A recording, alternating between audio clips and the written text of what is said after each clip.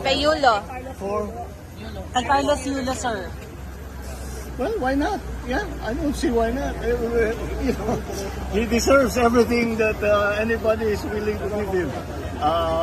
Actually, dahil may monetary reward na siya kung saan nanggagaling, ang talagang pagka nagkita kami, itatanong ko sa kanya, ano pa maitutulong ng pamahalaan para mas dumami ang ating mga medalists sa Olympics.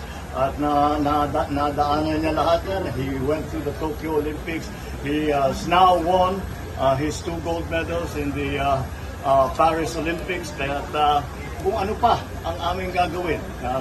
Because alam naman natin, itong mga atleta, hindi lang ang sarili ang kanilang iniisip, kundi pagandahin pa at maging mas maganda pa ang performance dun sa sport nila at sa buong sport ng Pilipinas. So that is really, I think, a more